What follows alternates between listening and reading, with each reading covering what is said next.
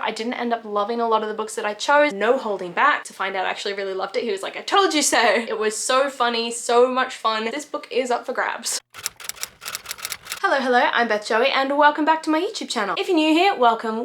This is the channel where I paint my face, turn my camera on and talk about some books. I am filming this video on the 1st of October, which means it is officially the end of Becca's Bookoplathon, which is a readathon that lasted throughout the month of September. I'm kind of sad that it's over. I didn't get the sort of enjoyment out of the books that I was reading that I wanted to. I didn't end up loving a lot of the books that I chose. That's beside the point. I'm going to run you through what I've read in the very last week of Bookoplathon, starting with The Last Girl by Goldie Meldovsky. Now this book is actually one that I picked up at Yelp and I was absolutely sold it by the girls at the Electric Monkey stand. It really sounded like a beautiful love story to the horror genre, but I didn't really end up enjoying it. The Last Girl follows Rachel Chavez, who turns to horror movies for comfort after the traumas that she's experienced in her own life. She much prefers these horror movies to the rich kids at her fancy New York high school until one day she witnesses a strange event happening at a school party and realizes that there is a club at the school called the Mary Shelley Club, which recreates tropes and famous scenes from horror movies in order to scare their classmates in these things called fear tests. Soon enough, Rachel joins the Mary Shelley Club only to find out that her past is beginning to catch up with her and these fear tests are more deadly than she ever thought. That to me sounds really interesting, but there was just something about the execution of this book where it felt a little bit immature, teenager ranty that I just couldn't really enjoy. The characters weren't horrible, but they definitely weren't the best that I've ever read. They weren't entirely well developed in that they felt very surface level throughout the book.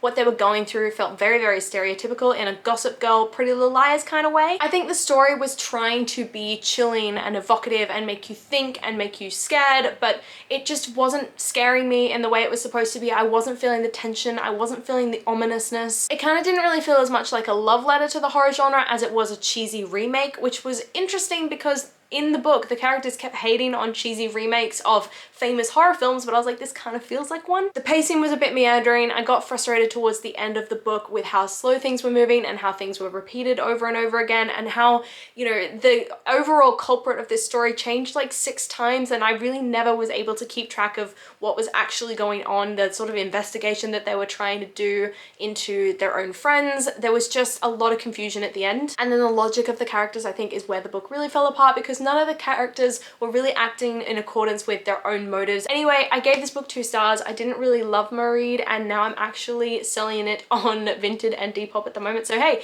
if you want to read this, come check out my Depop and Vinted. They're all linked down below for you to go and take a look at because this book is up for grabs. But I did have a really interesting and fun end to the readathon with my last 2 books, which I rated very highly. The first was Theatre of Marvels by Leanne Dillsworth. I gave this book 4 stars. I really enjoyed it. I could see Ben just smiling in the background when I gave him, when I told him I gave this 4 stars because he actually bought this for me and I've been delaying reading it for a really long time and to find out I actually really loved it. He was like, I told you so. Theatre of Marvels follows Zilla, who is a black actress in the UK, and I believe it's set around the 1800s. So despite the fact that she's sort of being born into nobility, she's obviously still very much hindered by the color of her skin. She performs in a theatre called Krillick's Variety Theatre, where it's basically this white guy gets a bunch of people he calls oddities together and he makes them perform their oddity in order to impress and shock this big white crowd. She does this because she needs the money she needs to survive, until one day a new act is introduced to the theatre and then promptly disappears, and this act is treated horribly, is basically tortured in front of everyone. So Zilla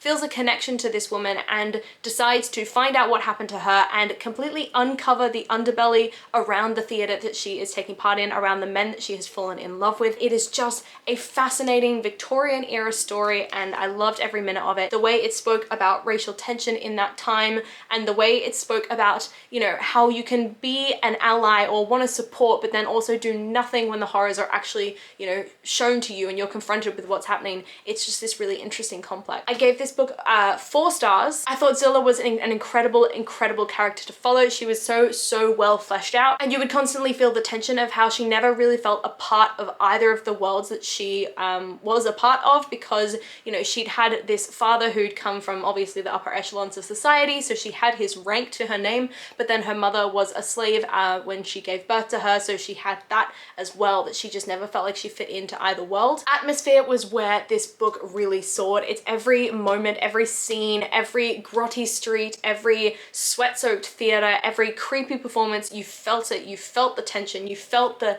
exhilaration when the big reveal was made at the end and it completely threw Zilla's life for a loop. I just really, really enjoyed this book, and I'm so glad I finally read it, and I would recommend it to anyone. And then lastly, I read The Audacity by Katherine Ryan, which I gave 4.5 stars. It was so funny, so much fun. Her witty, sort of in-your-face sense of humor, you know, don't care what you think of her, is just really, really enjoyable. But as for what it's about, I'm just going to read you the blurb, because if you know me, you know I'm always really, really careful about making sure I talk about non-fiction books accurately. And the blurb says, people know my onstage comedy persona or my scripted ballsy characters and wrongly assume that I must stomp around all day in designer dresses, eviscerating those who dare to cross my path. But mostly I'm just sat eating pickles and being nice to some dogs. Whatever strangers think of me is fine with me. How audacious is that? I can always take a joke, and I don't waste time worrying about things I can't control. I embrace the reality that you just can't please everyone, so you might as well put yourself out there and have a laugh. As my mother always said, Catherine, if we all like the same thing, we'd all be married to your father.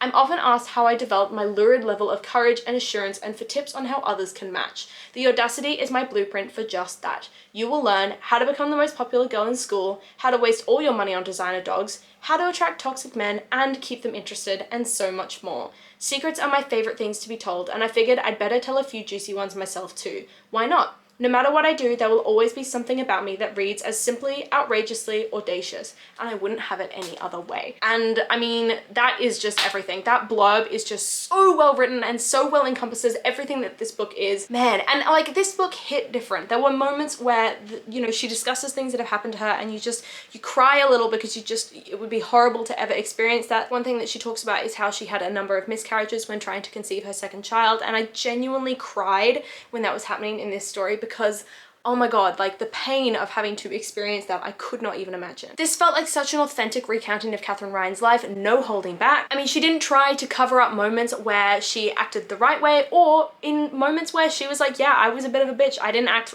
the right way, I treated that person horribly. She didn't cover those up. She didn't try to make herself out to be some kind of hero. I also really, really liked her discussion of cancel culture and how she really challenges the reader to rethink the popular trends at the moment and rethink the way we think about those, and challenge the reader to view all walks of life and all sorts of different trends and see them from her perspective and see how toxic cancel culture is. The writing was really, really great in that it made me laugh. It did meander at times, but I think that's normal for a memoir. It's got to really take you through the steps in order for everything to make sense in the end. And I honestly think there is just a lot to be taken, a lot to be learned from this story. It is a very, very honest retelling of her life, an honest challenging of toxic trends at the moment in the world, and it's really, really enjoyable. Those are the 3 books that I read at the end of Bookoplathon. Let me know if you yourself have read any of these books, or what else you read during the end of Bookoplathon. Did you enjoy it? Did you enjoy the readathon? Come and chat to me about it in the comments down below. I love talking to you guys, and I do my best to reply to every single comment. I really, really hope you enjoyed this video and that you enjoyed this readathon, and if you did, please do let me know by liking, subscribing, and hitting that notification bell all down below.